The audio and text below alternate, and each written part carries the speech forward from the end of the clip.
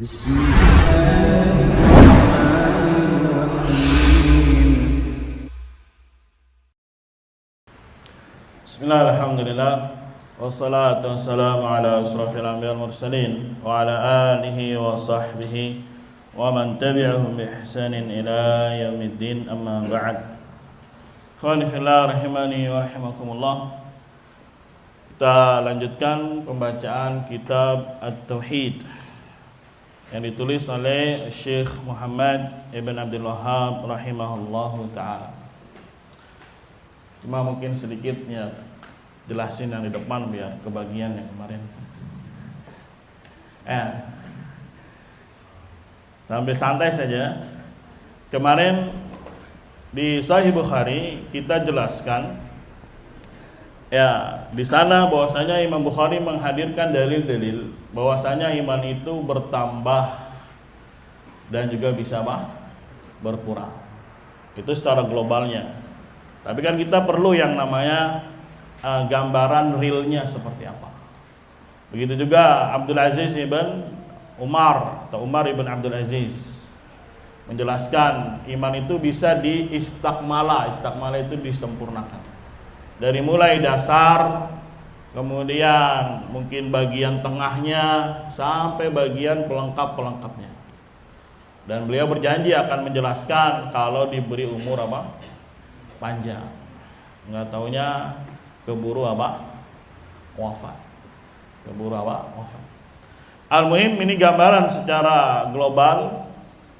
Bisa juga didekatkan dengan pemahaman sebuah akreditasi.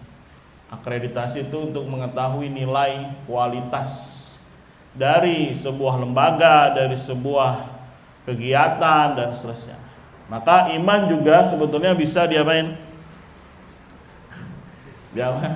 Diakreditasi. Badannya siapa? Al-muhim dimulai dari yang paling terkecil itu nilainya C.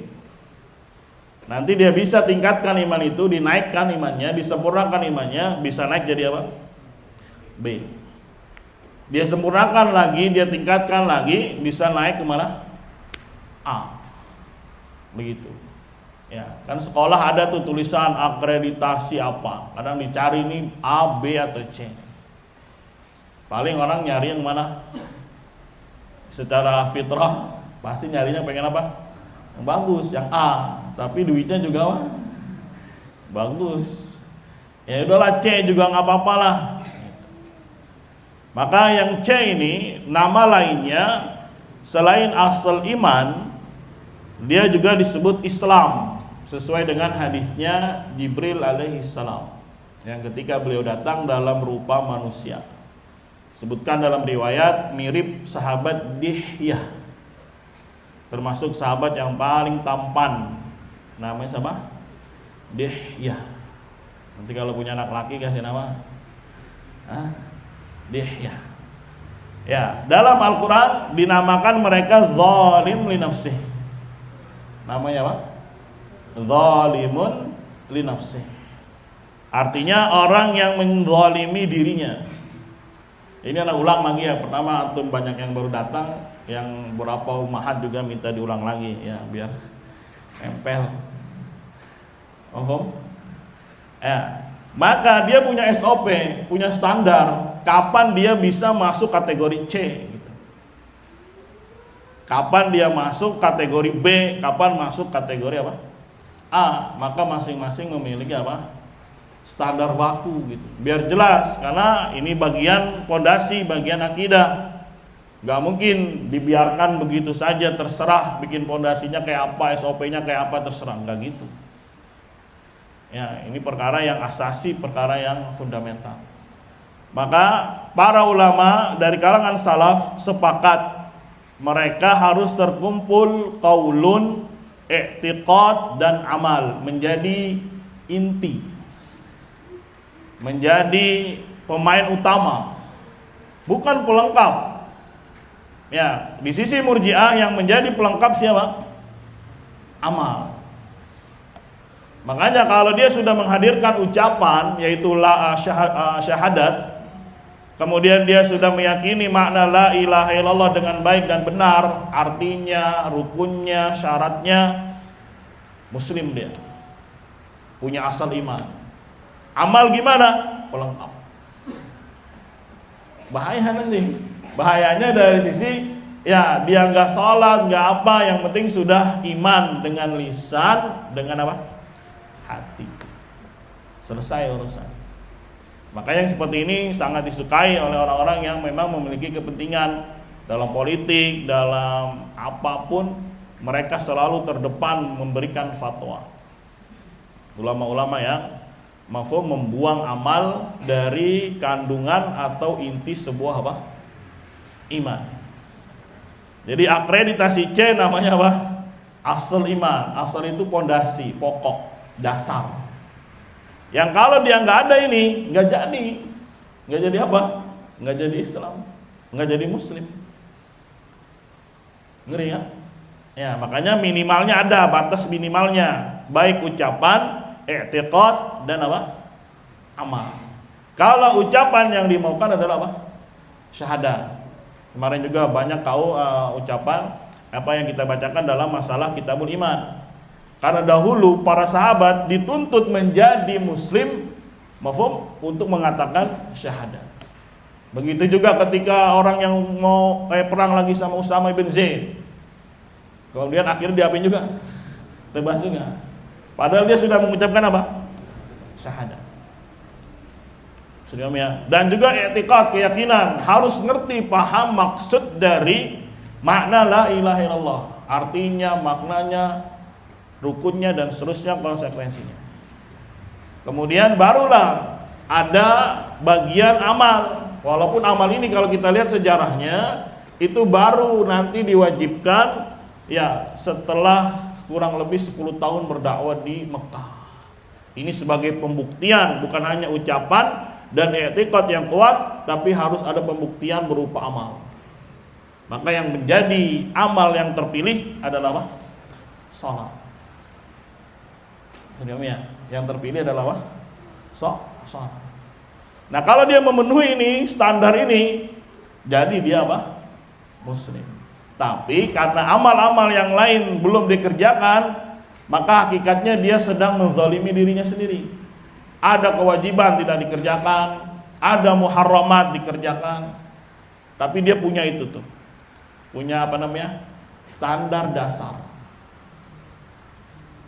Ya.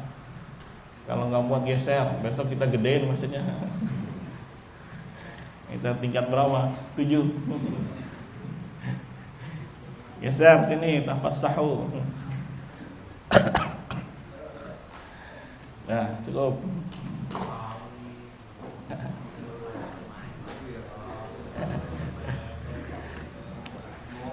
Nah.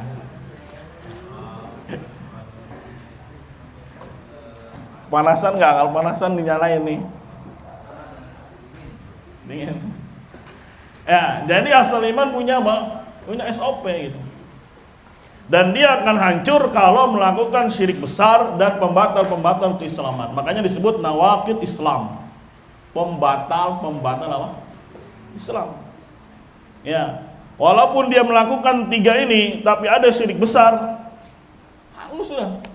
Lain asyrakta la yahbatanna amaluk. Kalau kamu wahai Muhammad melakukan kesyirikan, akan hancur semua banyak amalnya. Ya sudah, ini hilang sudah asal iman. Atau nama lainnya mereka disebut usat al-muwahhidin. Ya, para pelaku maksiat dari kalangan ahli tauhid. Yang dikatakan kemarin hadisnya imannya cuma sekecil ini. Mafhum? Yang kemarin tafsirnya menunjukkan mereka tidak menyempurnakan iman mereka, hanya mengandalkan yang namanya apa? Asal iman. Ini juga yang dikhawatirkan Nabi ketika ditanya afala ubashirun nas, apakah aku harus menyampaikan ini kepada manusia? Kata Nabi jangan, khawatir mereka hanya mengandalkan ini saja, sehingga kewajiban-kewajiban yang lain ditinggalkan. Kemudian muharramat malah dia dikerjakan. Itu yang dikhawatirkan. Disebut dengan apa? asal iman. Akreditasinya apa? C. Ya. Kalau antum mau lihat nanti aja lihat sekolahan gitu, akreditasi C kayak apa sih? Nah, akreditasi B kayak apa? Bandingin sama juga akreditasi apa? A. Bagus mana kira-kira? Ya nggak usah dipertanyakan lagi, nggak usah dijawab lagi ya. Pasti bagusan yang mana? Yang A. Sudah otomatis sudah. Nah, iman bisa bertambah, meningkat, bisa disempurnakan. Dia bisa naik pangkat menjadi apa? B. Biasanya akreditasi itu 3 tahun sekali atau 5 tahun sekali. Jadi tiap ini di upgrade nih. Apakah dia masih stuck di C atau dia sudah meningkat menjadi apa? B. Ya, maka dia bisa jadi B, apa namanya? Kamal iman wajib. Kamal artinya kesempurnaan. Iman yang wajib berarti harus mengerjakan perkara yang wajib dan meninggalkan perkara yang apa? Haram. Bersamaan dia sudah menghadirkan yang C, itu asal iman. Asal iman dihadirkan yang C, kemudian kerjakan berikutnya fi'lul wajibat dan tarkul muharramat. Mengerjakan yang wajib dan meninggalkan yang apa? Yang haram. Maka dia akan naik pangkat menjadi apa? B. Wajib apa saja? Puasa Ramadan, zakat, dan wajib ini tergantung kondisi dan keadaan. Ya, karena tidak semua wajib ya harus kita kerjakan, harus melihat syarat-syaratnya dan ketentuannya. Misalkan wajib bayar zakat emas, antum nggak punya emas, ya gimana mau? Bahaya. Emas aja nggak punya. Kecuali orang Jawa banyak punya emas. Ada emas Joko, ada emas apa lagi? Ya emas Dodi, emas ini macam-macam. Tapi dia kan nggak dikenai zakat. Ya, mohon. Misalkan lagi ada zakat hasil panen. Ya orang nggak punya hasil panen, apa yang mau dizakatin? Ya ada itu pohon mangga itu cuma 1 biji doang. Ya hasilnya juga nggak banyak. Ya udah nggak ada. Ya jadi wajib di sini ya tergantung nanti kondisinya, momennya. Misalkan momennya pas Ramadan, ada kewajiban puasa dia. Ya. Anggap dia nggak puasa, ya berarti dia belum naik pangkat menjadi B. Bisa jadi dia masih di mana? C atau pertengahan antara C dan B, karena C juga bertingkat-tingkat, B juga bertingkat-tingkat lagi. Makanya surga itu kan sampai 100 tingkat, 100 derajat. Masing-masing punya derajatnya. Ya. Andai dia mengerjakan yang haram, mafhum, yang wajib dikerjakan, yang haram masih juga dia kerjakan. Itu bisa mencoreng nilai B-nya, tapi tidak menghapus. Kapan yang B itu hapus? Kalau melakukan syirik kecil. Syirik kecil dilakukan, hapus udah sini, turun pangkat lagi jadi apa? C. Tapi kalau dia bertobat kepada Allah, ya Allah akan hapuskan, Allah akan kembalikan lagi ke posisinya. Ya, jadi kayak klasemen ini. Ya, misalkan dia mainnya jelek, akhirnya kalah. Ya, bisa nggak dia naik lagi? Bisa, kalau permainannya bagus. Ya, kayak siapa? Masih ada yang suka nonton bola, ya. Kayak berarti dia masih mungkin derajatnya sekian dan sekian dari level iman. Mafhum? Makanya jangan sampai tuh hilang yang mana tuh? Asal iman. Nah kalau dia sudah B mau naik lagi, silakan naik kemana? Kamal iman yang mustahab. Nama lainnya ihsan. Nama lainnya sabiq bil khair. Kalau yang tadi nama lainnya iman atau nama lainnya apa? Muqtasid. Itu di level B. Di level apa? B. Kalau dia mau naik ke level C, namanya sabiq bil khair atau ihsan. C dia hadirkan, B dihadirkan, kemudian lakukan perbanyak perkara-perkara mustahabat dan tinggalkan perkara makruh. Maka dia disebut dengan apa? Kategori A. Lebih indah bangunannya, lebih bagus derajat kualitas keimanannya. Nah, inilah yang peluang besar masuk surga bighairi hisabin wala azab. Jadi jelas punya standar baku itu. Lah ibaratnya ini kalau di pabrik ini ya misalkan proses produksi gitu. Dari yang paling dasar, kemudian dilengkapi apanya lagi, kemudian baru belakangnya finishingnya. Kurang lebih gitu. Ya, semalam menarik tuh, ada siapa yang ikhwan di Cikupa tuh datang semalam ke sini. Dia belum dimasukin ke grup kayaknya. Waduh, kosong taklimnya. Ya, maaf. Tapi ya, khair insyaallah. Kita ngobrol-ngobrol. Ya, dia kerja di pabrik Vivo. Vivo itu apa? HP. Sebulan produksi berapa antum tahu? 400.000 HP. Banyak apa dikit? Sebulan 400.000 HP. Coba, itu baru satu brand Vivo, belum yang Samsung ini. Jadi banyak sekali memang dari Sabang sampai Merauke. Anda tanya itu khusus Indonesia apa diekspor? Nah, itu khusus Indonesia aja, Ustaz. Ya, nggak ada yang diekspor. Berarti kan kira-kira banyak atau sedikit tuh? Ini aja baru satu pekan udah produksi 157.000 kata dia. Dia bagian engineer-nya. Terus Anda tanya aja secara akal, secara fitrahnya dia. Ya, itu bisa menghasilkan HP seperti itu. Kira-kira ya serampangan, random kerjanya atau memang ada SOP? Kira-kira ya, HP nih yang antum pakai kalau misalkan jelek mau nggak antum nih? Ada yang rusak, ada yang cacat. Kata dia, wah Ustaz SOP-nya ngeri. Ya, ada yang bagian bikin ngerakitnya aja itu harus 12 detik, tidak boleh lebih dari 12 detik. Jadi ada bagian itemnya yang harus diapain? Dirakit, tapi dikasih waktu per piecesnya HP itu 12 detik. Ya, jadi dipasang sini set, ting ting begini-gini. Nah, itu nggak boleh lebih dari berapa? 12 detik. Bahkan ada yang dikasih waktunya 6 detik. Ya, supaya hasil produksinya tercapai sebulan berapa? 400.000. Ya, coba kalau misalkan slow-slow aja gitu. Set. Kira-kira jadi nggak itu? Atau yang apapun ya, pabrik-pabrik apapun bikin roti misalkan, pasti akan ada target. Ya, bikin rotinya harus cepat gini, ngadonya segala macam. Kalau slow sambil tidur sampai ini, ya nggak akan jadi. Akhirnya terhasilkanlah sebuah HP dengan begitu canggihnya, disebut smartphone dan seterusnya. Bahkan kalau ada lecet saja kecil di sini, misalkan, itu ada SOP-nya, nggak boleh lebih dari 2 mili misalkan lecetnya. 2 mili itu panjang atau pendek? Kalau 1 cm berapa mili? 10. Nggak boleh lebih dari 2. Kalau lebih dari 2 copot. Ya rakit lagi dari awal. Tim QC-nya ngeri. Ya. Tim apa? Tim QC-nya ngeri. Dan itu kan dibuat dari awal, dari mungkin basicnya, kemudian apanya, hardware-nya dan seterusnya. Kemudian ada bagian tengahnya, kemudian ada bagian finishingnya, sehingga HP-nya menjadi apa? Jadi baik. Coba kalau tidak sesuai dengan SOP, bangkrut itu pabrik. Yakin?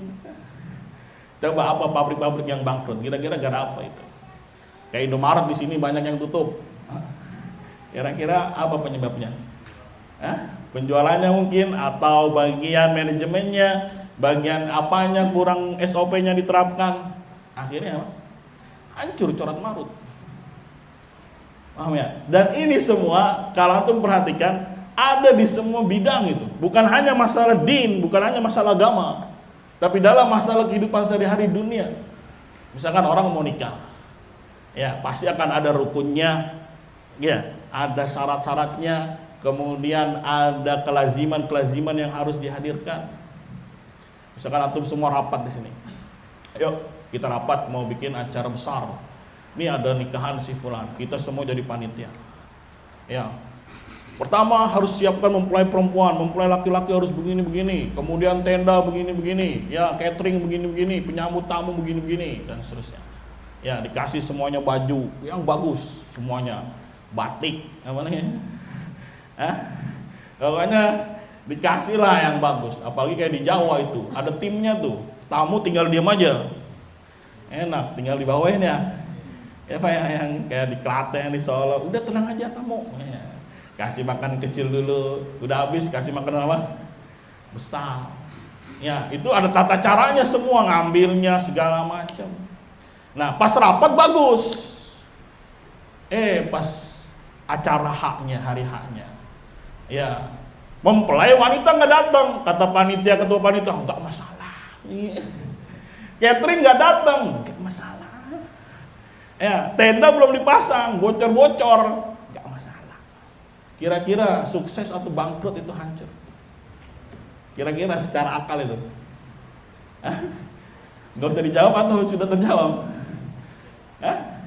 Terus kata panitia, ketua panitianya, nggak masalah, antum ini repot amat sih, ngapain ngurusin rukun, ngapain sih ngurusin lawazim, ya kan yang penting teori. Nah itulah kenapa disebut murjiahnya itu di situ, teorinya bagus tapi pas praktek nggak dipedulikan. Akhirnya apa? Ya begitu corat marut.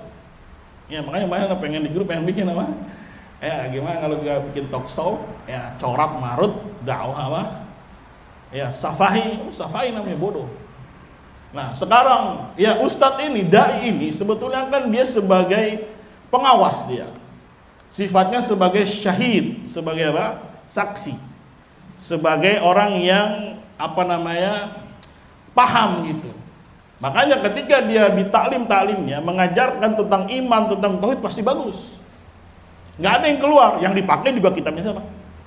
Syekh Muhammad bin Wahab, Qaidul Arba, Usul Salasah, kitab apa? Tauhid. Ya, mafhum? Semuanya ayo kita belajar tauhid, kita belajar akidah. Kitabnya sama. Syekh Muhammad Ibn Abdul Wahab. Ketika menjelaskan teorinya bagus. Bahwasanya tauhid dua rukunnya. Syaratnya 7 atau 8. Ya, kelazimannya begini dan seterusnya. Sekarang yang kita tuntut adalah realnya, aplikasinya. Jangan cuma bagus dia apa? Teori. Ada orang melakukan apa? Ya, kesyirikan, tidak menghadirkan rukun yang pertama, nafi. Walaupun dia sholat tapi masih suka ke kuburan, sujud, jungkir balik di sana. Tawaf. Kata si ustadznya, sebagai syahid ini, sebagai sales ini, sebagai tim engineeringnya, tim apa lagi ya, yang bikin teori tadi, nggak masalah. Kan masih sholat. Iya. Oh ya. Akhirnya apa? Corat marut, pasti corat marut. Ya kayak begini aja pernikahan aja tadi, bahkan apa? Corat marut, yang pabrik aja yang begitu tadi, kalau misalkan tidak sesuai dengan standarnya corat marut, bahkan sampai ketat SOP-nya. Nih kalau ada vendor datang kemudian makan di luar, kata dia, ya vendor nggak boleh bayarin. Ya, yang harus bayarin sama, kata dia, kita yang bayarin. Nanti minta bon, ya laporan bisa sama. Semua diatur. Nanti kalau enggak dia kena ini, ya pencemaran nama baik, nanti bikin di media, dibikin framing bahwasanya perusahaan ini begini-begini, saya yang bayarin dan seterusnya. Semua ada SOP-nya. Iya nggak gitu nggak? Walaupun Anda nggak pernah kerja di pabrik. Kata mertua Anda tuh di Gajah Tunggal, mau nengok ke kanan atau mau nyebrang aja harus ada SOP-nya. Ini kan pabrik besar, ada jalan-jalan itu tuh forklift. Ya, kadang mau nengok ke kanan aja, mau nyebrang itu nggak boleh langsung nyebrang. Nengok kanan, tengok kiri, tengok kanan. Kalau kosong baru apa? Baru nyebrang. Coba kalau semuanya asal-asalan. Ya, hancur pabriknya itu, bangkrut. Ya. Ya kita dijelasin bagus tentang iman, tentang tauhid dan seterusnya, pas prakteknya ada orang melakukan syirik besar, nggak masalah. Paham ya? Kemarin Anda dikirimin juga sama Pak Idam itu tentang bukunya Syekh Albani, ya dakwah kepada tauhid. Ya. Nggak taunya kata Syekh Albani apa? Ya memang kalau kita lihat orang-orang musyrik lebih pintar dalam masalah la ilaha illallah. Artinya la ma'buda bihaqqin illallah. Sedangkan muslim hari ini, kata beliau, ya mengatakan la robba illallah. Tidak ada rob kecuali apa? Allah. Berarti apa tuh? Rububiyah. Tidak ada yang mencipta kecuali Allah. Tidak ada yang menghidupkan kecuali Allah. Tidak ada yang memberi rezeki kecuali siapa? Kecuali Allah. Tapi bersamaan itu karena dia sholat, kemudian satu sisi menyembah kuburan, maka mereka muslim zahiron. Nah lihat tuh.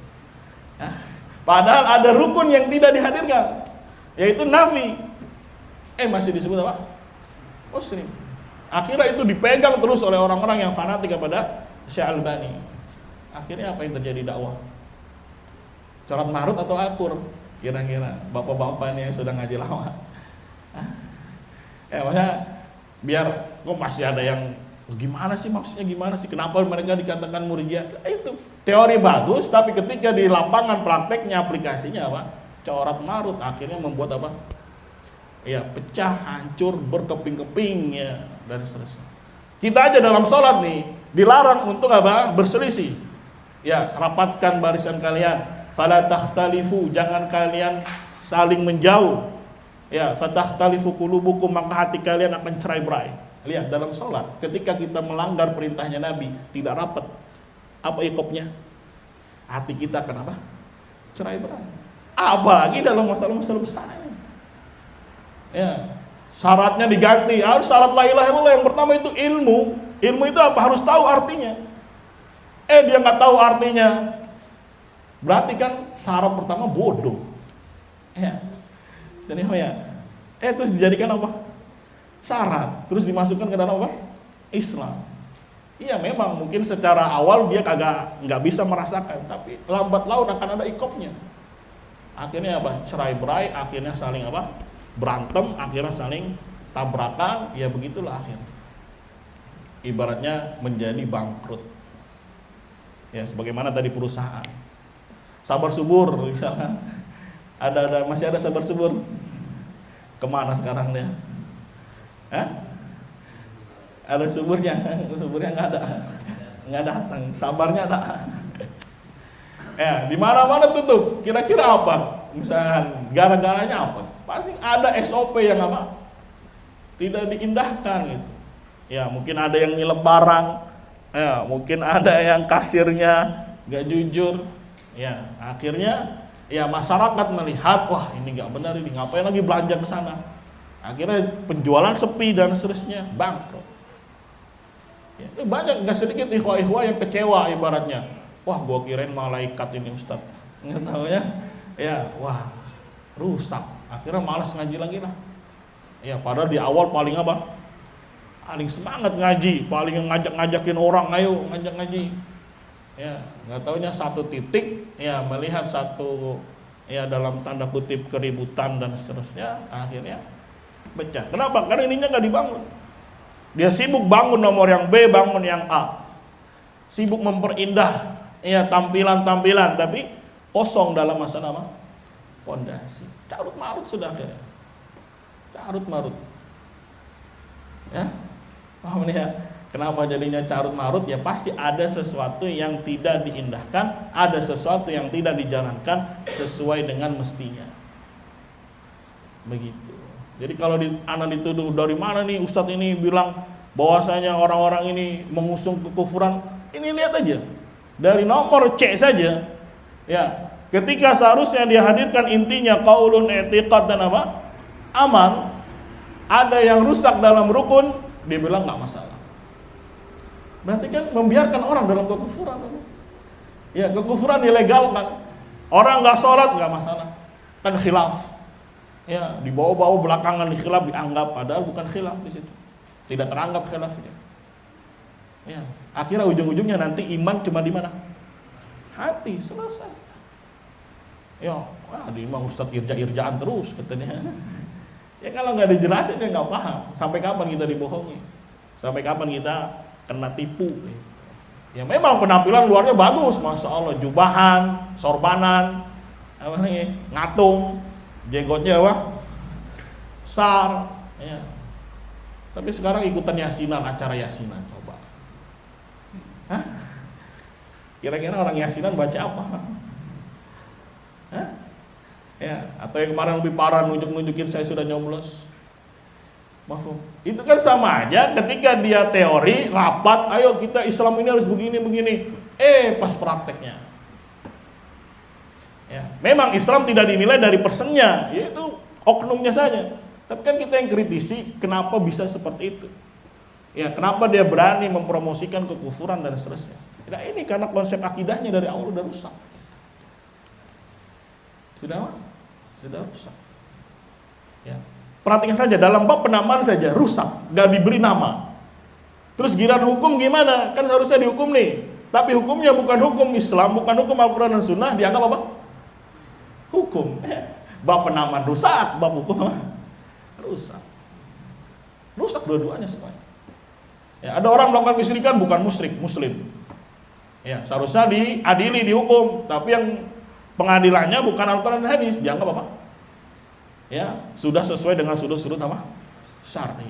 Ya, jadi nggak ada yang namanya pelaku kesyirikan dan tidak ada ya hukuman untuk apa? Pelaku kesyirikan. Bebas. Mungkin kalau zaman dulu, kalau ada orang melakukan sesuatu, jangan dihukum. Lihat, kan belum tentu hatinya. Siapa yang membebani hati? Nggak ada yang tahu hati. Ya, kita dibebani melihat hukum namanya lahirnya saja. Ya, yang kocak lagi main dikasih tahu sama Nobel nih.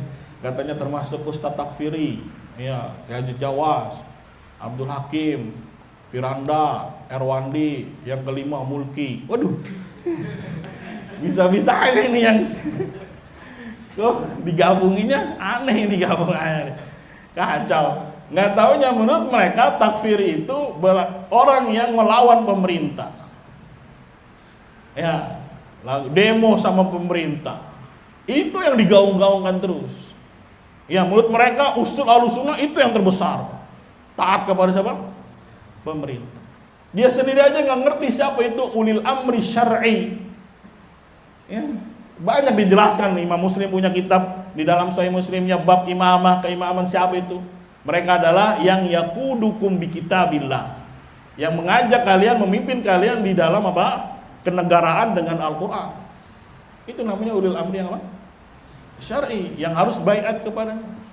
Selain itu tidak boleh apa? Dia taati. Kecuali dalam perkara-perkara yang sifatnya mubah.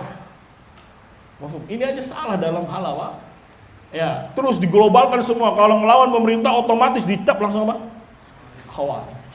Ya, banyak fatwa ulama. Misalkan kejadian di Aljazair.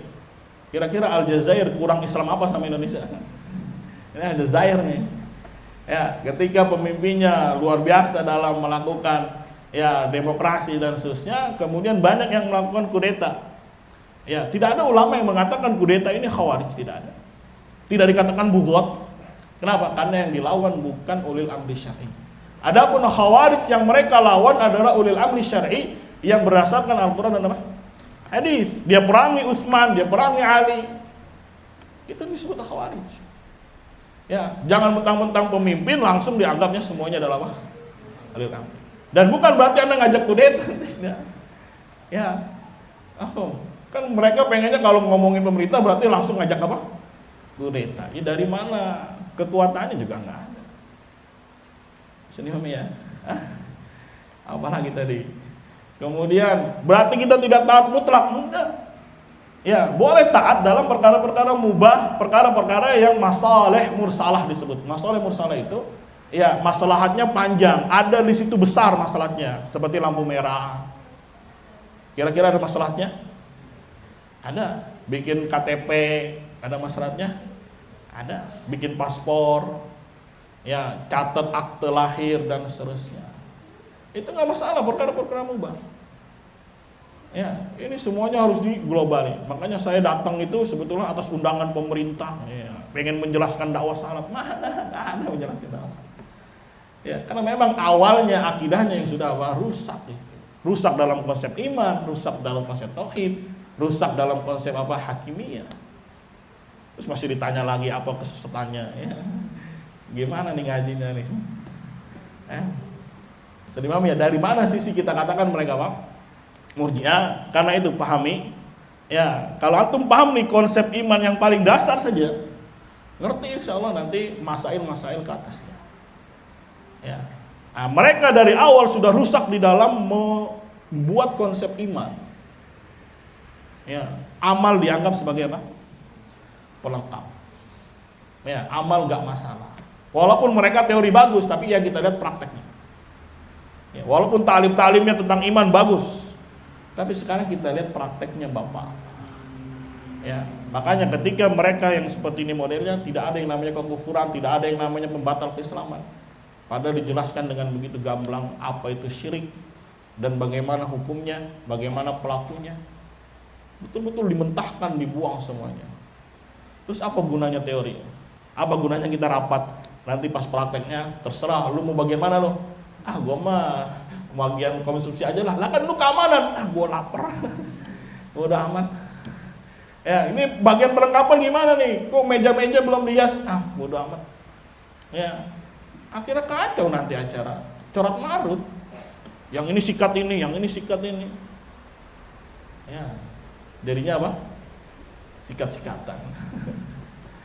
Betul gitu, Pak Haji? Ya, dikiranya anak kecil itu. Anak kenal ngaji itu 2005. Udah berapa tahun berarti? Ini bukan anak fakhr ini. Ini min bab tahadus bi nikmatillah.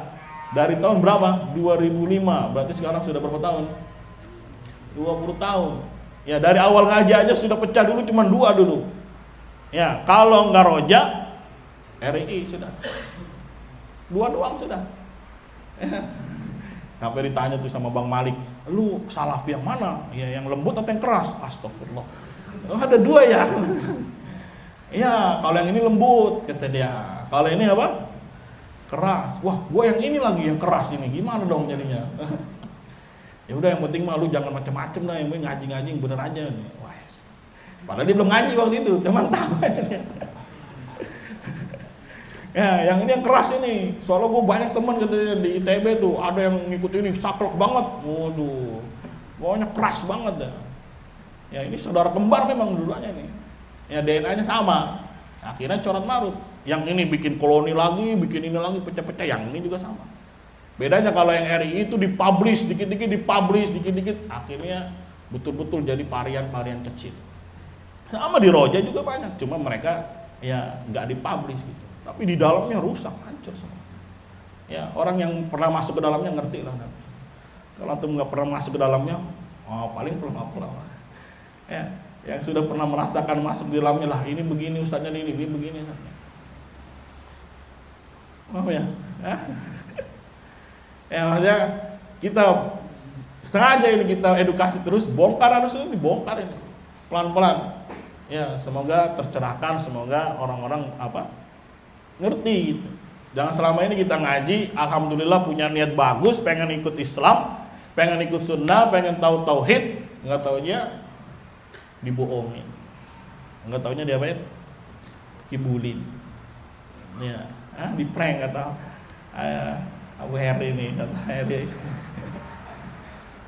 Ya, jadi jangan bingung lagi kenapa sih Ustadz ini bilangnya mereka itu apa? Murji'ah. Ya, intinya Murji'ah itu bagus cuma di ucapan, di penjelasan, di teori, tapi prakteknya luar biasa, membunuh, menghancurkan ya sendi-sendi tauhid, sendi-sendi iman. Lihat, rukun yang nggak ada dijadikan apa? Nggak masalah. Syarat yang harusnya ilmu jadi bodoh, nggak masalah. Lawazim yang harusnya dihadirkan, nggak usah dihadirkan. Kacau, itulah menjadi sebab corak marut kacaunya ya dunia persilatan. Ya, Anda jelaskan seperti ini supaya kita tahu dengan adanya ini, biar kita introspeksi diri, kita bagian yang mana ini. Jangan sampai asal iman kita nggak ada. Ya, rusak di sini, melakukan pembatal keislaman, melakukan syirik besar. Nah, kalau ini sudah terakreditasi C, pelan-pelan naik ke mana? B. Kalau B sudah kuat, pelan-pelan naik ke mana? A. Begitu. Ya, kan iman perlu disempurnakan terus panjang perjalanan hidup dia pelan-pelan. Ya bisa nggak jatuh? Ya bisa jadi. Maka cepat-cepat bertobat, banyak istighfar, tutup dengan amal-amal soleh, bisa lagi dia naik lagi terus. Ya, harapannya dia mati tidak ada dosa syirik besar, tidak ada dosa syirik apa? Kecil. Itu orang yang beruntung. Ya. Alladzina amanu wa lam yalbisu imanahum bidzulmin ulaika lahumul amnu wa hum muhtadun. Orang-orang yang tidak mencampurkan iman mereka dengan zulm, itu kesyirikan, baik syirik besar maupun syirik apa? Kecil, mereka lah yang mendapatkan keamanan, kedamaian, ketentraman, dan mereka lah orang-orang yang memang mendapatkan hidayah. Ya, kalau ini nggak ngerti, ya nggak dapat hidayah. Ya, nggak akan dapat keamanan, pecah terus sampai kapanpun. Kalau antum memperhatikan ya, liatin aja, tonton aja. Ya, nggak akan bertahan lama. Pecah lagi, pecah lagi, pecah lagi, pecah lagi. Yang kasihan siapa? Umat yang kasihan. Udah enak-enak di sini, wah kayaknya enak nih di sini nih. Aduh, ribut lagi. Wis pindah lagi lah sono lah. Enak kayaknya di sini. Lah, ribut lagi. Kasihan anak, ya. Misalkan ada Slack gitu, anaknya nggak ikut ustadz ini, anaknya yang diejek-ejek. Ya, banyak apa kasus. Ya, pengennya kita tentram, bukan berarti nggak ada hidup ini nggak ada keributan, ya pasti ada saja. Tapi kalau dia betul-betul memahami konsep ini, keributannya apa sih, kan dinilai. Ya, apakah ini yang harus untuk menghajar, harus memboikot, harus menjauhkan, atau memang ini ribut-ribut yang ibaratnya ada silang pendapat di sana yang ada toleransi. Ya, misalkan ribut masalah video, waduh ributnya udah kayak apa tahu. Kayak apa tahu ributnya? Hah? Ya, padahal memang ada silang apa? Ada silang pendapat. Ya sudah toleransi slow. Ya bukan berarti slow-slow juga. Ya. Boleh aja tuh bantah dia, tapi kan nggak sampai cerai, nggak sampai apa pisah. Ya. Yayasan, bikin yayasan gimana hukumnya? Ya hizbi langsung. Wah, yang bikin yayasan berarti mubtadi, dol, harus dijauhkan dan seterusnya. Ya, yang bikin pondok putri, nggak boleh ini, nggak ada di zaman Nabi ini pondok putri, sesat. Ya, jauhkan semuanya. Akhirnya kecil-kecil semuanya. Ya kasihan. Ya, akhirnya tidak punya apa kekuatan Islam itu. Ya, Nasrullah, ya, Nasrullah. Bisa dimahami nih penjelasannya? Hampir setengah jam lebih ini. Ya, jadi itu salah satu sisi kenapa corat marut, karena memang standar-standar yang ada sudah dijelaskan tidak dijalankan, walaupun secara teori bagus. Ya, dan sekali lagi anak tidak pernah mengkritisi secara niat, misalkan orang ini nggak ikhlas, ya, nggak ada, itu urusan dia sama Allah. Tapi yang kita kritisi sekarang mutabaahnya, tidak ada kecocokan, kesesuaian dengan manhajnya salaf. Ya, adapun keikhlasan itu urusan dia dengan Allah Subhanahu wa taala. Tapi sekarang ada satu sisi, yaitu apa? Mutabaahnya tidak sesuai, akidahnya tidak sesuai dengan apa yang telah diajarkan. Dan parahnya lagi dia mengaku ini namanya apa? Salaf. Ini namanya apa? Salafi. Akhirnya orang banyak tertipu karena nama salaf ini sudah bagus ini. Ya, sudah terangkat namanya gitu. Tapi disalahgunakan ya untuk kepentingan-kepentingan. Masalah ya. Masalah. Bisa dimahami sampai sini sisi pendalilannya. Ya, kalau kemarin kita bahas sisi pendalilan nggak boleh sholat di belakang orang apa? Yang tidak mau mengkafirkan pelaku syirik besar.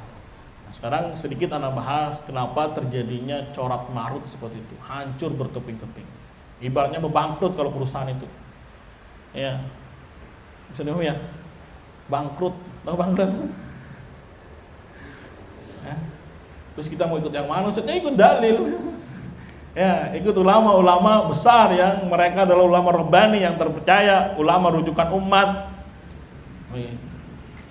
Ya, dan harus yakin di setiap generasi, setiap masa pasti akan ada yang namanya ulama-ulama rabbani yang mereka berdiri di atas al-haq. Ya, di masa ini seperti Syekh Saleh Fauzan, ya, Syekh Abdul Aziz Rajihi, ya, Syekh apa yang lainnya banyak, alhamdulillah. Alhamdulillah, banyak yang mereka dengan tegas mengatakan akan bahayanya pemikiran apa? Irja. Nah kalau antum nggak peduli, bodo amat lah gue ngaji, itu sudah kena penyakit itu. Penyakit apa? Irja. Kan penting ngaji Ustaz. Iya, yang penting ngaji. Tapi kalau yang dikajinya cuma pelengkap-pelengkap saja, pondasi berat ini mah pondasi. Emang di mana-mana bikin pondasi apa? Berat. Tapi lihat barokahnya nanti. Ya, lihat apa? Barokahnya. Mau bikin bangunan segedung apa, setinggi apapun, kalau pondasinya apa? Kuat, insya Allah akan mudah menjalankan yang B, yang apa lagi? Yang C. Nah sekarang orang dipaksa untuk berbagus yang B dan C, tapi yang C-nya apa? Rapuh. Gimana mau kuat? Ya, gampang futur, gampang apa lagi? Hilang. Ya. Nggak masalah orang baru ngaji masih mungkin belum cingkrang, belum pakai jubahan, itu kan pelengkap-pelengkap yang di sini. Kadang dilihatin dulu sampai dari mata kaki sampai atas. Wah, ini dari mana ini? Wah, bukan teman ini. Ingat banget dulu waktu pertama awal ngaji kan. Kalau salafi yang murni, tanda kutip, itu selalu pakai celananya celana sirwal boxer apa yang jumbo. Yang di sini ada kantong, sini ada kantong. Gitu. Kita liatin dulu dari jauh. Wah, ini teman kita nih, alhamdulillah. Tapi kalau jubahnya atau celananya yang kecil ini, pensil, ini paling salafi sebelah ini. Ya. Atau kalau yang akhwat, kalau cadarnya warna-warni, ya sininya merah, kerudungnya hijau, ininya hitam. Nah, ini bukan salafi sejati nih. Ya kalau yang hitam-hitam semua, wah ini baru nih top ini. Top markotop ini. Iya kan, patokannya gitu kan. Atau dalam sholat, wah dia goyang-goyang jarinya. Wah, ini bukan teman ini, bukan teman ini. Ya, harus yang nyarinya mah lurus aja, nggak usah digerak-gerakin. Jadi itu standar tentang apa? Keislaman, tentang keimanan. Sedangkan kalau ditanya ini, yang asal nggak tahu. Ditanya kalau orang melakukan syirik besar, sujud di kuburan, tawaf di kuburan, apa hukumnya? Akhi, jangan bahas-bahas ini lah, ini masalah besar ini, berat ini. Ya, janganlah. Ya. Padahal paling asasi itu paling mendasar. Ya. Ya sama aja nanti kalau ditanya, akhi gimana ada orang nikah tapi tidak ada mempelai laki-lakinya. Jadi nikah. Sama saya aja. Ya nggak akan jadi. Gimana ceritanya sih? Ya, terus dia bingung jawabnya. Aduh akhi maaf ya, anda bingung ini, nggak tahu ini masalah besar ini. Ya kan aneh jadinya. Karena sibuk dengan apa? Masalah ini. Ya. Nggak apa-apa misalkan perempuan dia belum bercadar, ya karena memang asal imannya belum bagus bentuknya. Ada, tapi belum apa? Belum bagus. Ya perbagus aja dulu pelajaran-pelajaran tauhidnya, pelajaran akidahnya. Ya, kan banyak misalkan model-model artis udah kenal dakwah, ya tapi yang diperbagus apa? Tampilan. Akhirnya sibuk nyari penumbuh jenggot. Biar keren kayak siapa? Ustadznya beli rapi. Malah kesini malah dicukur lagi, malah ini lagi, malah hilang lagi dari peredaran. Ya, karena apanya itu nggak diajari, nggak kuat. Mafhum atau mafhum nih Pak? Mafhum. Ya, Iro sih masih kecil ya, nggak apa-apa nih. Dari kecil biar bagus fitrahnya. Ya, karena orang awam kadang lebih bagus fitrahnya ketimbang yang sudah lama apa? Ngaji, udah kebanyakan apa? Subhatnya, waduh susah dihilangin sudah. Ya. Karena sudah fanatik dengan siapa? Tokoh. Wah, ini kan ustadz besar gitu. Ya antum siapa baru datang kemarin bikin ribut katanya. Ya, yang lain ada bantai kayak kasusnya Imam Bukhari. Imam Bukhari kecil, mafhum ya. Syekhnya lagi talim, hadatsana fulan an fulan, angkat tangan Bukhari.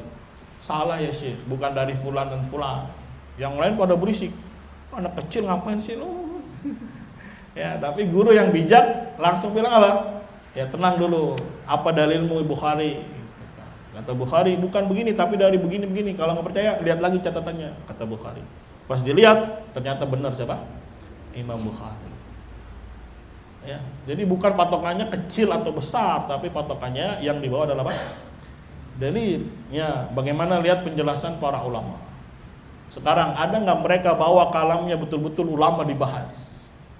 Ya, kalamnya Syekh Fauzan, kalamnya Syekh bin Baz dan yang lainnya, kalamnya Syekh Muhammad bin Wahab dalam kitabnya Durrasaniyah.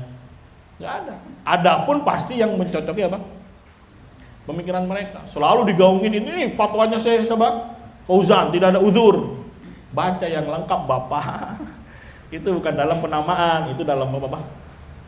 Ya, sedang di sidang di mahkamah syariah. Bisa jadi dapat uzur, tidak dihukum, tapi tetap diminta taubat dia.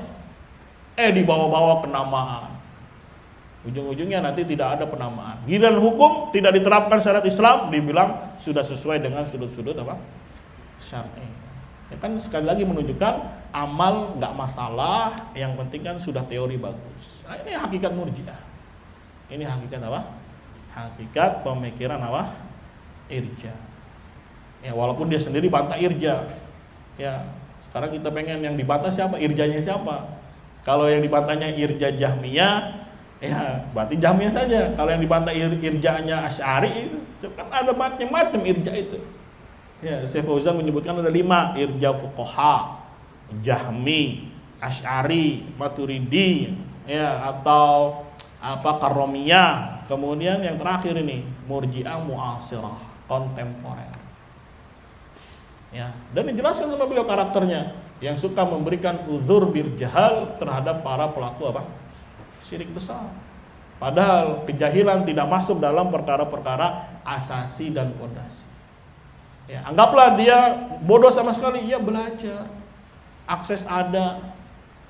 Ya, makanya dia disebut i'rad, berpaling. Padahal akses apa? Itu jelas sekali kalamnya para ulama. Ya, kenapa tidak dibaca, kenapa tidak dikaji? Yang ada malah ambil sesuai dengan apa?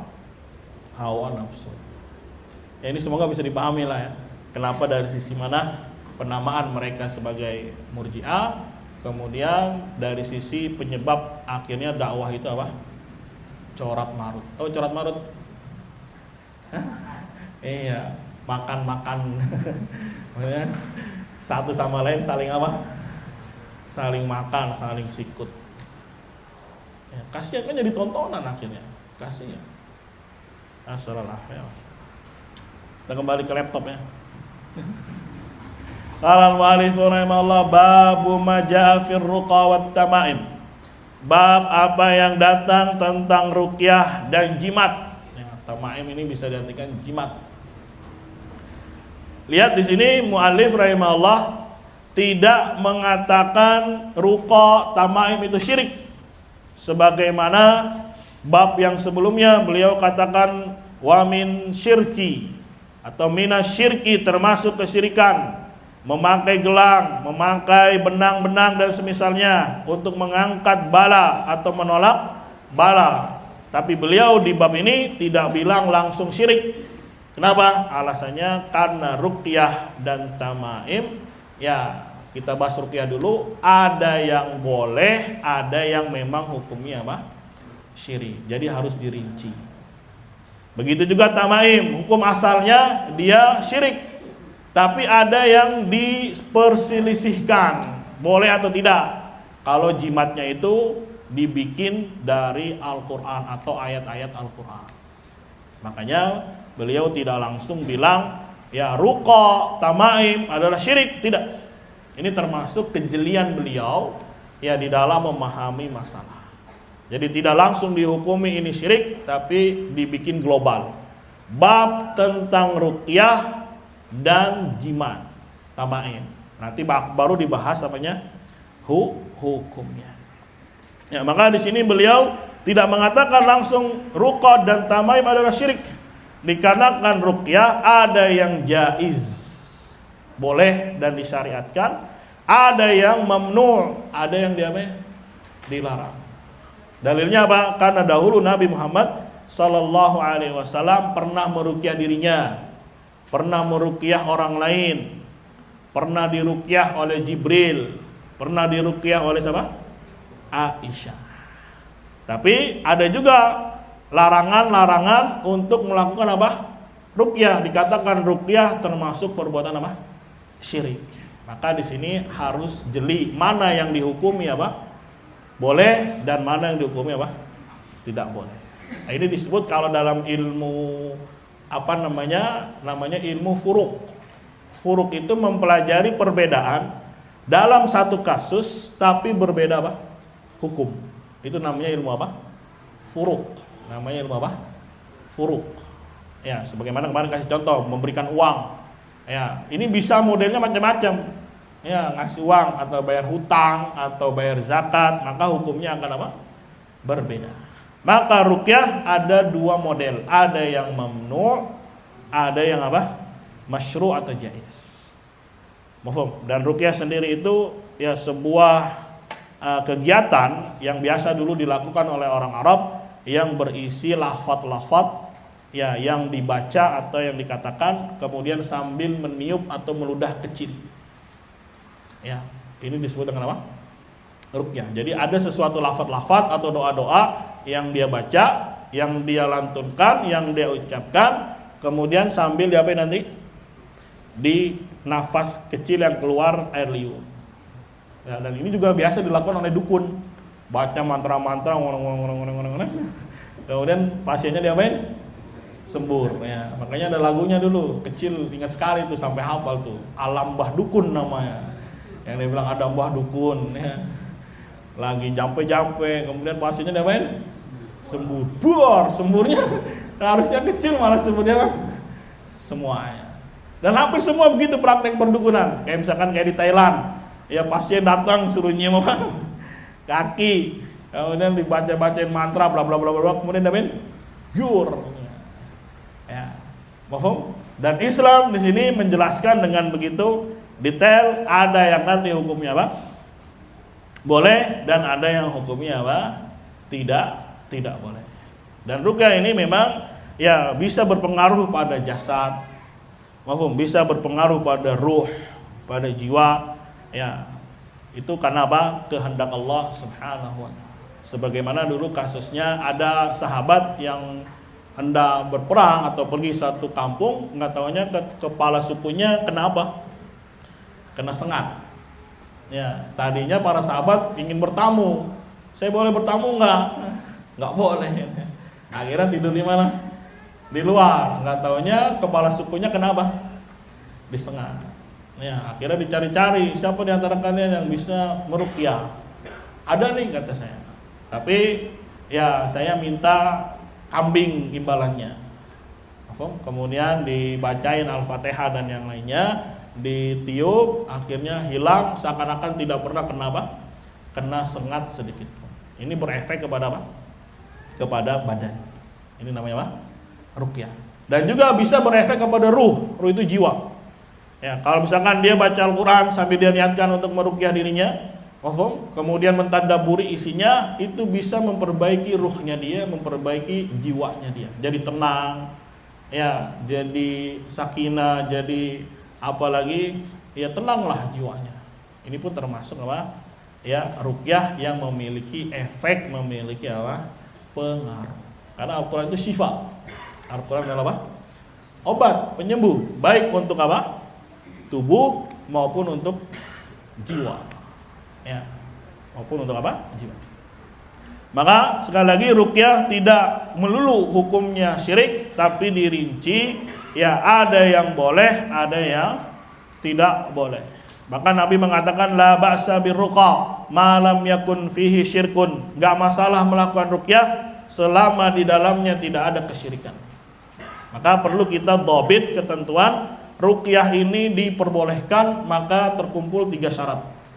Ruqyah itu boleh, ya bahkan masyru', hukumnya jaiz kalau terkumpul berapa syarat? 3. Yang pertama harus menggunakan Al-Quran atau nama-nama dan sifat Allah.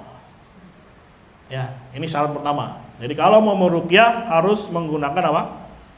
Al-Quran, ya nama-nama dan sifat Allah, atau juga dengan hadis-hadis Nabi yang di dalamnya mengandung doa. Ya, bisa dimahami ya, ini syarat yang pertama. Syarat yang kedua harus menggunakan bahasa Arab. Ya, yang bisa dipahami. Karena ada juga bahasa Arab tapi tidak bisa dipahami. Dia komat kami pakai bahasa Arab tapi katanya ya makoli, ya itu juga kadang ada bahasa Arabnya juga. Tapi tidak bisa diketahui artinya. Ini ya. Jadi yang kedua harus menggunakan apa? Bahasa Arab dan harus diketahui apanya? Artinya. Kalau cuma makoli inna, ya apa artinya? Nggak jelas. Yang ketiga, tidak boleh meyakini bahwasanya ruqyah ini bermanfaat dengan sendirinya. Itu hanya sebab. Yang memberi manfaat hanya siapa? Allah Subhanahu wa ta'ala. Maka jikalau terkumpul 3 syarat ini, menggunakan Al-Quran atau hadis, ya nama-nama dan sifat Allah. Kemudian yang kedua apa? Harus menggunakan bahasa bahasa Arab. Yang ketiga, ya tidak boleh meyakini memberikan manfaat dengan sendirinya. Tapi yang memberi manfaat adalah siapa? Allah Subhanahu wa taala. Maka ruqyah yang model seperti ini hukumnya jaiz. Boleh. Ya. Syarat nomor 3 muttafaq alaih. Enggak boleh dia meyakini memberi manfaat dengan sendirinya. Kalau dia yakini ini adalah memberikan manfaat dengan sendirinya, jatuh dalam kesyirikan.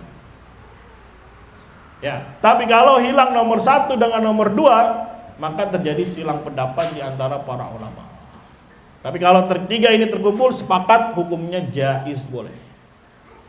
Tapi kalau misalkan dia bukan menggunakan bahasa Arab, ya pakai bahasa Indonesia tapi terjemahan, ya misalkan terjemahnya, ya segala puji hanya milik Allah, ya yang Maha Pengasih lagi Maha Penyayang, ngeruqyah tapi pakai bahasa apa? Indonesia, hasil dari terjemahan. Ini terjadi silang pendapat. Ya, begitu juga dia tidak menggunakan Al-Qur'an, tidak menggunakan hadis, tidak menggunakan nama dan sifat Allah, tapi menggunakan kata-kata yang baik. Itu bisa jadi ruqyah. Ya, misalkan ada orang lemes, tenang gua ruqyah nih. Ya, akhi, kehidupan dunia ini adalah sementara. Ya, itu termasuk ruqyah itu. Ya, apakah ini dibolehkan atau tidak, terjadi silang pendapat. Ya, kan ada kan orang habis lagi lesu gitu kayak ayam, nggak ada semangat, bengong aja. Kita bilangin, "Woi, ayam aja bengong mati loh." Ya, lu kenapa sih gitu? Jangan gitulah, semangat, ayo akhi. Bismillah, tawakal ala Allah. Kita hidup cuma sebentar. Wah, terus dia tergugah, artinya jadi semangat lagi.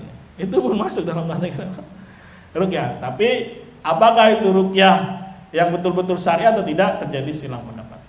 Tapi yang dikatakan ruqyah syar'i harus terkumpul 3 tadi. Menggunakan Al-Qur'an atau hadis Nabi, yang menggunakan nama-nama dan sifat Allah, kemudian dengan menggunakan bahasa apa? Bahasa Arab, kemudian jangan meyakini ruqyah itu bermanfaat dengan sendirinya. Tapi yang memberi manfaat adalah siapa? Allah Subhanahu wa taala. Ruqyah hanya sebab. Sampai sini Bapak? Ya. Syarat nomor 3 muttafaq, harus ada. Syarat nomor 1 dan nomor 2, kalau hilang ya diganti dengan yang lain, terjadi silang pendapat. Ya sudah, kita bahas yang telah diijma' saja. Harus dengan Al-Qur'an atau hadis, kemudian menggunakan bahasa Arab, dan tidak boleh meyakini hal ini bisa memberikan manfaat dengan sendirinya. Itu yang dibolehkan, masyru'. Adapun yang dilarang, maka di sini kata Syekh Saleh Al-Syekh, ya, wa ammar ruqa syirkiyah al-muharramah fayallati fiha isti'adzah, yang di dalamnya isti'adzah, meminta perlindungan, istighatsah bi ghairillah, au kana fi syai'un min asma'is syayatin, atau di dalamnya ada nama-nama setan. Ya, biasanya ini kerjanya dukun. Dia tahu di wilayah ini nama dukunnya, nama jinnya siapa, dipanggil. Ya, misalkan Buto Ijo di sini namanya, panggil Buto Ijo. Dia komat kamit, dia panggil nama-nama siapa? Ya, jin yang ada di situ atau setan yang ada di situ. Ini termasuk ruqyah yang apa? Syirik. Ya, bahkan syiriknya besar. Bahkan apa? Syiriknya besar. Dan tidak boleh meyakini bahwasanya ruqyah ini memberikan manfaat dengan sendirinya. Ya, maka bisa jatuh dalam syirik apa? Kecil di dalam. Makanya kalau kita perhatikan hadis yang lalu, yang syarat masuk surga bi ghairi hisabin wal azab, apa saja syaratnya? Wala yastarqun, wala yaqtaun, wala yatatayyarun, wa ala rabbihim yatawakkalun. 4 saja. Lihat, yang pertama, tidak minta ruqyah. Bukan berarti ruqyah dilarang, tidak. Kenapa? Dalilnya Nabi juga meruqyah dirinya, meruqyah orang lain, dan bahkan Nabi minta diruqyah oleh orang lain. Ya, diruqyah oleh Jibril, diruqyah oleh Aisyah. Tapi kenapa Nabi melarang wala yastarqun untuk minta diruqyah? Karena ini penyebabnya.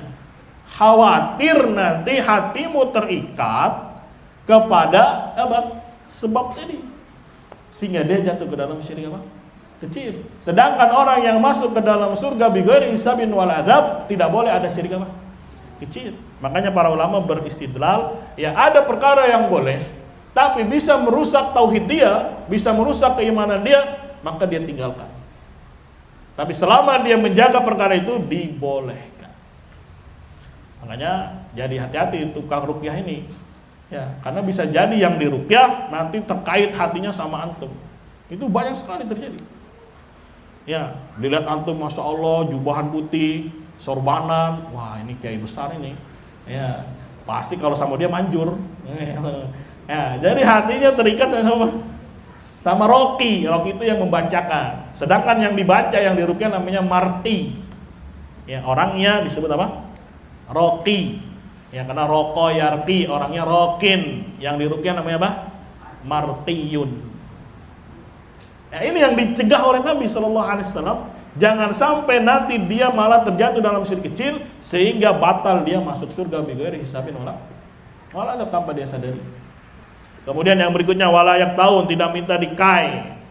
Ya, karena kai ini menghilangkan apa? Kesabaran, menghilangkan ridho, pengennya cepat-cepat sembuh. Ya, karena kalau dikai itu katanya lebih cepat sembuh, dicari urat-uratnya kemudian ditusuk pakai apa? Yang besi panas. Pernah Pak Saiman? Jadi dicari urat-uratnya nih. Ini kalau uratnya udah ketemu, dijos gitu. Laser. Apa? Moksa betul.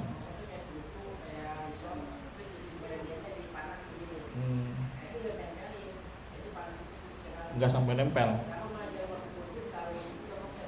Tapi lebih cepat itu. Ya. Lah itu yang kenapa Nabi larang, karena bisa menghilangkan yang namanya keridhaan ya dari takdir Allah, pengennya cepat-cepat hilang. Kemudian yang ketiga wala yatatayyarun, tidak melakukan tatayyur. Ya, karena dia melakukan apa? Syirik kecil berarti. Tatayyur itu apa? Misalkan, wah ada kupu-kupu nih, wah bakal ada tamu nih. Ya. Jangan duduk di meja, nanti apa? Bisul, banyak utang. Jangan duduk di depan itu pintu katanya, seret apa? Jodoh. Ya, jangan nyapu malam-malam maghrib, boleh. Jangan gituin payung di dalam rumah, pamali gitu dia. Allah lagi banyak tatayyur. Ada burung cicit. Wah, ada yang mati nih nanti nih. Nah, itu tatayyur namanya. Itu syirik kecil. Dan yang keempat, wa ala rabbihim yatawakkalun. Kepada Rabbnya hanya bertawakal. Karena tawakal ya tidak ada syirik kecil, pasti jatuhnya syirik besar. Karena tawakal itu keterikatan hati kepada Allah. Ketika keterikatan hati diberikan kepada selain Allah, dia bersandar kepada selain Allah, maka dia langsung jatuhnya syirik besar. Karena dalam bab tawakal itu tidak ada syirik kecil. Langsung syiriknya apa? Besar. Nah, berarti lihat bagaimana Nabi memberikan kaidah, tidak melakukan syirik besar, tidak melakukan syirik apa? Kecil. Kemudian perkara-perkara yang boleh pada dasarnya tapi dia tinggalkan karena bisa mempengaruhi akidah dia, masuk nanti penyempurna ini yang A. Makanya itu dibikinlah kaidah para ulama. Jadi seperti ini ada 3 model. Dari hadis la yastarqun wala yaqtaun ya wala yatatayyarun wa ala rabbihim yatawakkal. Tidak melakukan syirik besar, tidak melakukan syirik kecil, ya, dan perkara-perkara yang padahal mubah kalau saya kerjakan malah berefek khawatirnya gitu. Karena ruqyah ini kan tipis benangnya antara yang boleh dengan yang tidak boleh, ya udah saya tinggalkan. Tapi kalau dia perlu juga hati-hati jangan sampai jatuh ke dalam kesyirikan. Ya, jangan sampai dia ya tambatkan hatinya kepada si roki. Udah lu aja lah, lu kan orang sakti, lu kan orang soleh. Ya kalau gue sendiri, aduh, ya banyak dosa. Padahal hukum asal ruqyah dirinya aja dulu sendiri. Ya dia baca Al-Quran, dia baca zikir pagi dan apa? Petang, itu pada hakikatnya ruqyah. Pada hakikatnya apa? Ruqyah untuk menghindari dari segala macam ain ya atau apa penyakit dan musibah yang lainnya. Itu termasuk dalam kategori apa? Ruqyah. Sekali lagi ruqyah ya, kenapa tidak langsung disebut syirik oleh Syekh? Karena memang ada 2 model. Ada yang masyru' boleh, ada yang apa? Tidak boleh. Kapan yang boleh? Kalau terpenuhi 3 apa? Syarat. Dan ini ijma. Kalau syarat ini terkumpul, boleh. Ya apa saja tadi? Dengan Al-Quran atau dengan hadis, dengan nama-nama dan sifat Allah, dengan bahasa apa? Arab. Kemudian yang ketiga, tidak boleh meyakini dia bermanfaat dengan sendirinya. Bisa dipahami sampai sini? Kemudian kalau nomor 3 ini sepakat harus ada, nomor 1 dan nomor 2 terjadi silang pendapat. Apakah termasuk ruqyah syariah atau tidak? Tapi al-muhim kita bahas yang syaratnya ijma. Kemudian kapan yang di situ termasuk syirik? Kalau ada isti'adzah, istighatsah kepada jin, kepada selain Allah, jatuhnya syirik besar. Atau malah hatinya terkait kepada apa? Ya, sebab tadi kepada si Roqi. Akhirnya apa? Jatuh ke dalam syirik juga. Nasallallahu ya. Wasallam. Makanya itu dibendung oleh Nabi. Namanya saddu dzari'ah. Ya, membuat bendungan supaya dia tidak jatuh ke dalam syirik baik besar maupun apa? Kecil. Tapi kalau dia bisa betul-betul tipis di situ berdiri, ya nggak masalah dikerjakan. Ya, makanya kalau mau meruqyah bilang dulu ke pasiennya, ya saya ini hanya membacakan, bukan saya yang menyembuhkan. Yang menyembuhkan siapa? Allah Subhanahu wa ta'ala. Makanya kata Ibnu Qayyim, ya ruqyah ini termasuk sebab kesembuhan. Tapi perlu diperhatikan aspek-aspeknya dari roqinya sendiri dan marqinya. Roqi yang baca, ya betul-betul ikhlas, tulus karena Allah Subhanahu wa ta'ala. Yang marqi juga, ya jangan berharap kepada selain Allah. Berharap hanya kepada siapa? Pada Allah. Kalau ini ketemu, insya Allah cepat semuanya. Tapi kita sudah betul-betul fokus baca, dianya sendiri nggak fokus juga, ya malah bengong, mungkin malah ya begitu main-main, ya kadang kesembuhannya jadi lambat, ya tidak memiliki apa pengaruh, tidak memiliki efek. Itu terkait masalah apa ruqyah. Ya mungkin sampai di sini, ya besok lagi kita bahas tentang jimat dan juga pelet. Pelet nama pelet. Ya bukan lidah ya.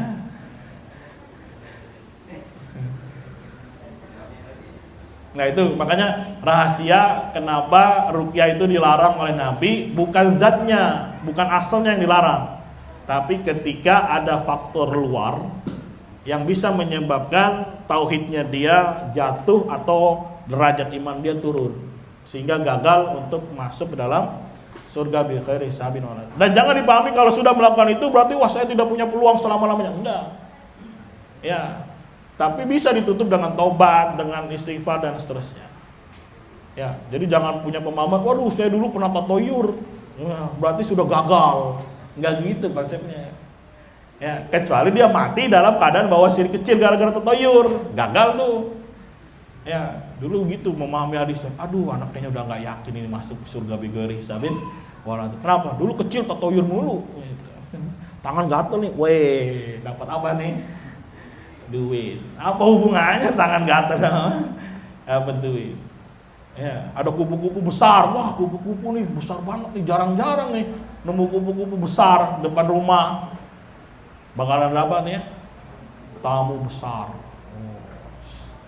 Ya, dulu ada orang sini, ini gue orang Cina tuh. Tangan lu gue lihat, waduh, tangan lu garisnya, percaya aja lagi kan. Jadi tertanam di dalam hati kecil itu, waktu kecil. Waduh, saya akan begini lagi. Ya, gimana ini? Dibaca garis tangannya. Ini nggak rata nih garis tangan lu nih katanya. Lihat tuh acak-acakan kata dia. Coba lihat garis tangan. Dibaca sama dia. Wah ini nasibnya nggak bagus nih, tuh acak-acakan katanya. Ya, mafhum. Ya udah kalau misalkan dia pernah punya keyakinan seperti itu, cepat tobat kepada Allah, perbaiki terus dengan memperbaiki apa? Memperbagus tauhidnya dan seterusnya, berharap bisa langsung ya pelan-pelan naik kemana? Ke A itu kan. Jadi jangan dipahami kalau dulu pernah melakukannya berarti udah gagal kesempatan. Masih punya peluang selama masih ada nyawa, masih ada apa? Ruh diberikan, masih ada di jasadnya, ya makanya pelajari mana yang syirik besar, mana yang syirik apa? Kecil supaya kita tidak kerjakan.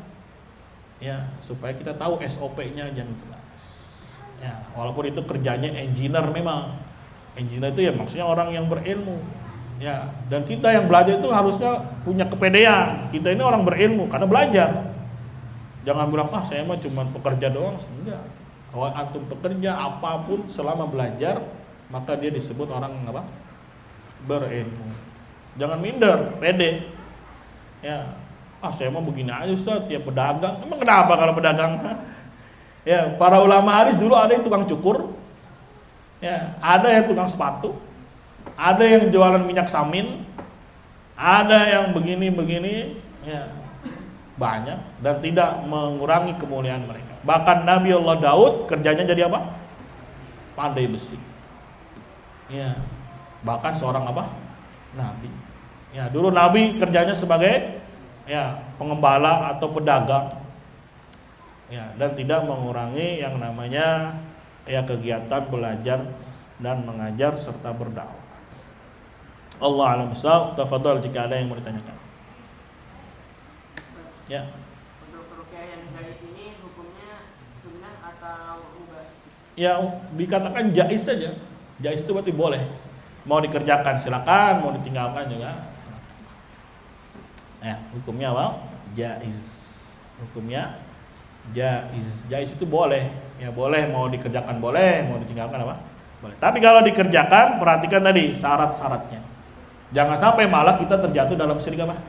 Kecil gitu. Ya, tipis sekali memang, benangnya tipis sekali. Antara ya mau ketaatan dengan apa jatuh itu ke kesyirikan. Kadang hati ini kan suka ya tertipu gitu. Wah, ini memang benar kalau ustadz ini yang baca. Wah, ini.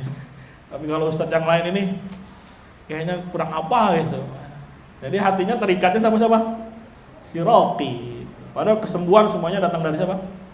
Dari Allah SWT. Nah, ini yang perlu diwanti-wanti. Khawatir malah jatuh ke dalam syirik apa? Syirik kecil. Kalau syirik kecil, ya nggak jadi di B dia, turun pangkat menjadi apa? C, begitu. Udah capek-capek dia mustahabat itu dia semua, nggak taunya jatuh lagi kemana? C. Kayak kemarin kita kasih contoh main ular tangga, udah capek-capek di atas, nginjek ular, turun lagi dia. Ya bukan melegalkan ular tangga ya, tapi seperti itulah pendekatan pemahamannya. Ya makanya kan perlu tahu, makanya kata Nabi, akhwafu ma akhafu alaikum. Yang paling aku khawatirkan itu dari sesuatu yang menakutkan kepada kalian adalah apa? Salah satunya syirik kecil, syirik khafi. Ya karena ini dia bisa menghancurkan yang B ini. Turun pangkat jadi apa? Jadi C. Makanya itu juga rahasia kenapa dimulai dari syirik kecil. Syirik kecil aja bisa parah gitu. Bisa jatuh ke C, apalagi syirik besar. C-nya bisa hangus, hancur. Ya, kasihan mati tidak membawa asal iman. Gara-gara syirik apa? Syirik besar. Ya kan makanya kasihan kalau ada orang tua kita kayak gini kan. Terus dakwahin. Jangan bilang enggak apa-apa, dia mau ustaz bodoh. Nah, gimana ceritanya? Terus pakai perasaan, nanti ibu kamu, bapak kamu. Terus kenapa kalau bapaknya melakukan syirik besar didiemin? Ya gimana? Buat apa belajar? Ya buat apa kenal dakwah? Ya justru itu ujiannya. Ketika dia diberikan hidayah oleh Allah, ada kejujurannya dites, diuji. Mau nggak dia dakwahkan? Minimal keluarga. Minimal apa? Keluarga. Ya. Dan syirik kecil akan kita bahas terus tuntas nih. Paling banyak syirik kecil nanti. Paling banyak model-model apa? Syirik kecil. Bahkan mengedepankan urusan dunia sehingga sibuk dengan agak ketaatan, itu masuk syirik kecil. Ya, dia sibuk dengan dunia, sholat duhurnya nanti 2:30. Itu dikatakan oleh para ulama termasuk syirik apa? Syirik kecil. Ini ya, banyak model-model apa? Syirik kecil. Nasrullah ya. Masalah. Banyak yang kayak percaya sama apa perbintangan itu apa namanya? Zodiak. Ya, itu udah paling rendahnya syirik kecil sudah. Ya banyak kan ya anak-anak perempuan ya rata-rata, apalagi yang cowok ada nggak? Ya zaman anak sekolah itu pasti yang selalu dicari kalau beli tabloid apanya? Perbintangan. Lu apa gitu. Gua Leo, lu apa? Gua Pisces. Keuangan tipis. Waduh. Jodoh, ya belum ketemu. Waduh, repot. Akhirnya percaya sama gituan. Ya, bisa jatuh syirik kecil, syirik besar. Bahaya. Dan ini merajalela kan. Ya, bahkan dulu zaman anak kecil ada kirim SMS. Wah, untuk ramalan bintang. Ya, ketik spasi. Itu di TV-TV diiklanin gitu kan. Ya, lagi zamannya dari Kobuzer atau siapa itu. Ini kecil. Ya, ketik spasi, ketik ini spasi. Nah, nanti akan dikirimin apa? ramalan bintang. Ya, ngeri ya. Kalau nggak belajar kan akhirnya terjerumus. Gitu. Wallahu a'lam bishawab. Ada lagi yang lain? Ya. Seorang muslim yang cuma memiliki asal iman apa tetap memiliki peluang masuk surga? Nah ini semuanya masuk surga. Cuma dia diapain dulu? Celup dulu. Nah ini yang dapat syafaat ini asal iman. Ya. Yang disebut dengan usat al-muwahhidin. Enak. Ya enak masuk surganya. Tapi diapain dulu? Mampir dulu. Bahkan dalam beberapa riwayat mereka menjadi penghuni surga terakhir. Ketika semua orang sudah masuk dalam surga, ya ternyata masih ada yang punya asal iman dikeluarkan tapi dalam keadaan gosong kayak arang. Kemudian dicelupin ke dalam sungai yang ada di Firdaus, kemudian dia bangkit seperti apa tunas. Dan dia mendapatkan surga paling bawah. Tapi setelah masuk surga, wah ini paling mewah buat saya. Tapi paling bawah padahal. Tapi dia meyakini itu, ya memang derajatnya kan beda-beda dan Allah tidak akan mendolimi sedikit pun. Walaupun dia surganya paling bawah, tapi miliknya dia sepanjang mata bang, memandang. Mau tapi, apalagi nggak ada asal iman. Ya, kalau nggak ada asal iman nggak masuk, kekal di dalam neraka. Kalau apa? Asal imannya tidak ada. Jadi asal iman itu apa? Sudah bersyahadat, ngerti mana la ilaha illallah dan sholat, itu aja. Puasa gimana? Alas juga puasa. Ya. Terus mabok, wah gue masih mabok bro. Judi masih, riba masih, tapi sholat ada kayak gini. Anggap ada, gitu. Walaupun susah juga ya. Oh, ya kayak filmnya Jiroma Irama tuh yang sama temennya mabok. Nah, sebenarnya yang munafik itu, ya saya tidak mengharamkan apa yang Allah haramkan, tapi kamu, waduh. Sambil mabok tapi bisa mikir ya. Ya namanya film.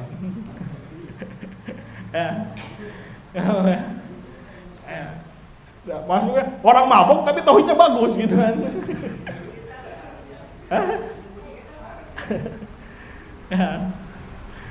Tapi ya gitu, nanti jatuhnya kepada asal iman. Jadi asal iman akan hancur dengan apa?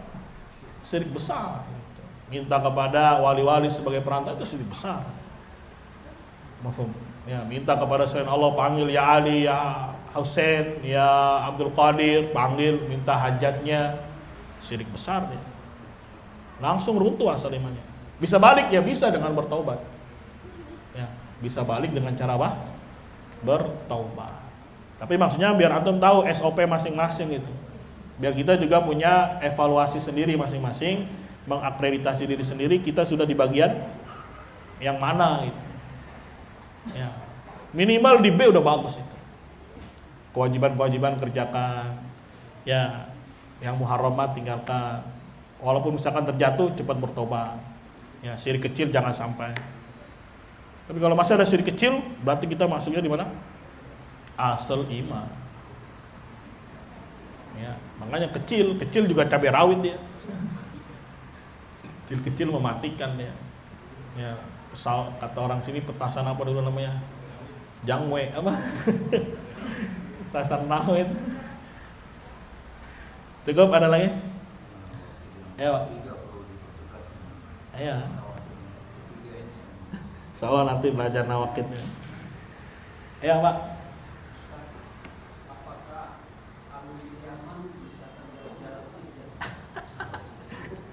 Ya semua bisa.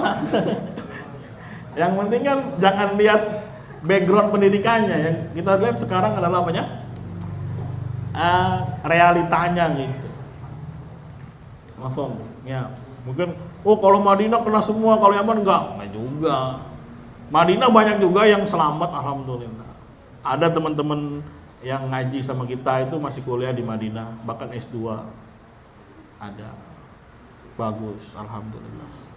Ya, ada yang di Mesir juga ikut kajian, dengar kajian kita. Ya, lagi kuliah di mana?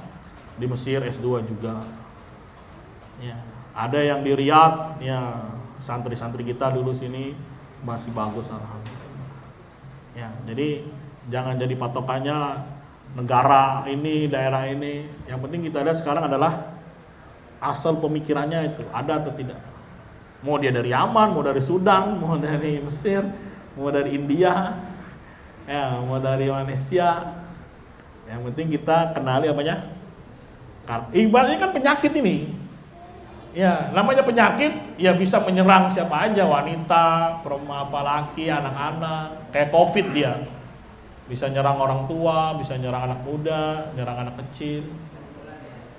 Ini penyakit ini. Penyakit. Virus. Ya. Ini apa? Virus. Dan ini lebih halus daripada Khawarij. Kalau Khawarij kan geradak geruduk dia, apaan ini, sikat, bom.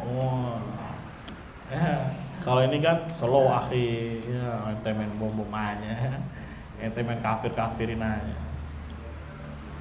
Intinya dakwanya Syekh Muhammad itu membentengi dari pemikiran irja dan pemikiran apa? Khawarij. Dia tengah dia. Makanya perlu didudukan. Kalau nggak didudukan, repot sudah. Insyaallah. Cukup atau ada lagi?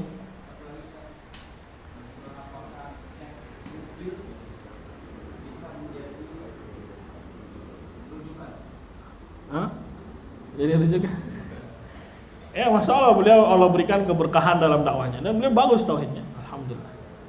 Ya, dan beliau punya buku Hadza Aqidatuna kalau nggak salah. Itu menjelaskan akidah beliau tentang masalah tauhid dan iman, bagus.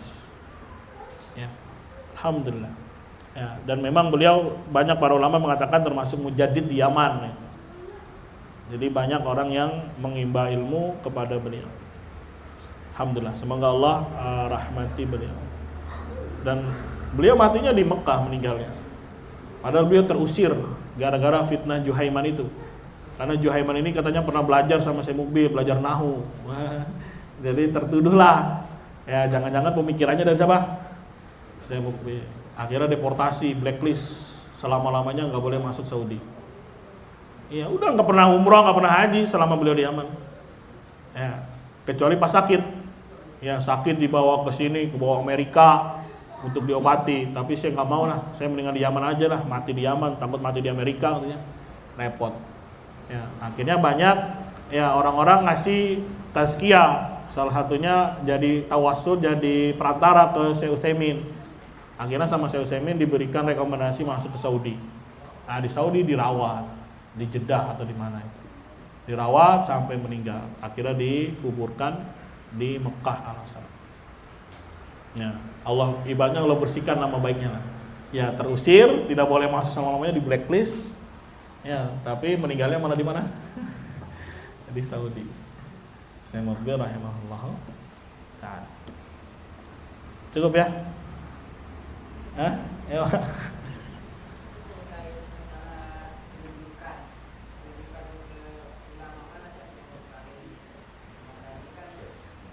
Saya siapa?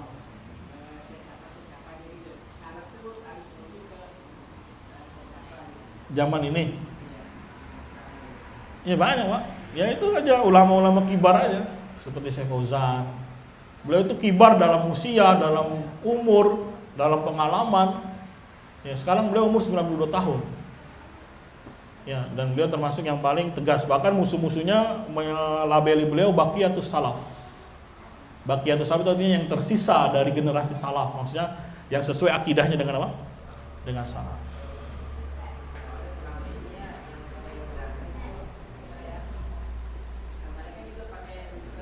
Syekh Fauzan juga.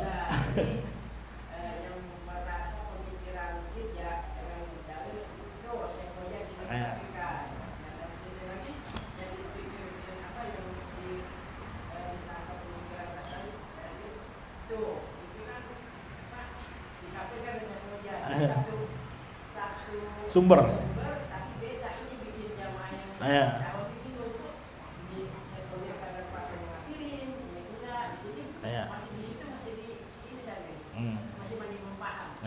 Makanya itu termasuk juga kayak tadi ilmu furuk.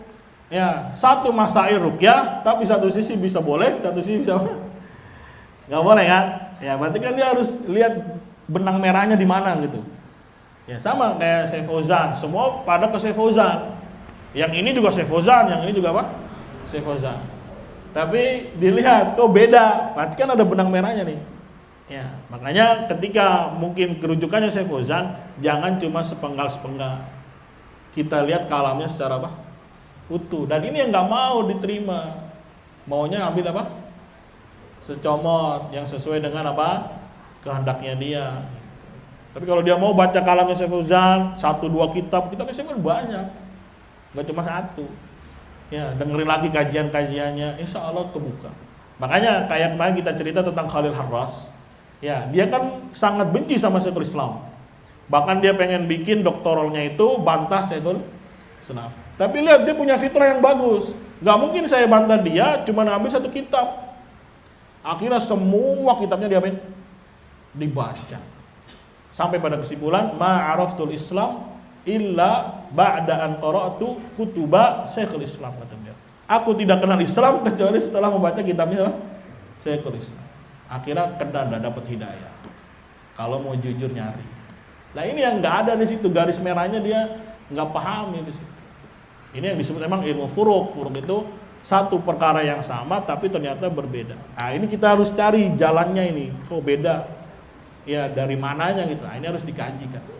Harus didudukan sesuai dengan porsi. Kalau cuma adu banteng, fatwa yang nggak akan selesai. Nah, iya. Nggak tahu ya garis tipisnya gitu. Nah ini kan yang harus perlu kita duduk, kita bahas. Afam. Ya. Ya. Khair insyaallah. Cukup atau ada lagi? Cukup lah ya. Ya, Afwan tadi kepanjangan itu. Maksudnya buat antum tadi yang kemarin nggak datang sedikit murajaah dan paling tadi tambahan sedikit tentang ya kalau antum masih bertanya-tanya dari sisi mana sih penamaan mereka sebagai apa? Irja, maka jawabannya ya agama ini punya SOP dengan jelas. Jangan hanya bagus dalam rapat, dalam teori, nggak taunya pas hari hanya apa? Acak-acakan. Akhirnya corak marut. Ya, nggak akan jadi itu pernikahan. Mempelai perempuannya nggak datang, keluarganya datang, tapi mempelai perempuannya nggak ada, atau laki-lakinya nggak datang. Padahal itu inti dia. Anggap laki perempuannya nggak datang lah, nggak masalah. Oh di mana diwakilin itu. Tapi kalau laki-lakinya nggak datang, nah lo perempuannya nangis-nangis dia, nangis darah nanti. Mana abangku nggak datang ya? Atau tendanya nggak jadi, waduh, nangis-nangis juga kacau urusan. Catering nggak datang, waduh. Insyaallah. Akhirnya corat marut dakwah. Kita akhiri subhanakallahumma wa bihamdika asyhadu an la ilaha illa anta astaghfiruka wa atubu ilaik. Assalamualaikum warahmatullahi wabarakatuh. Waalaikumsalam.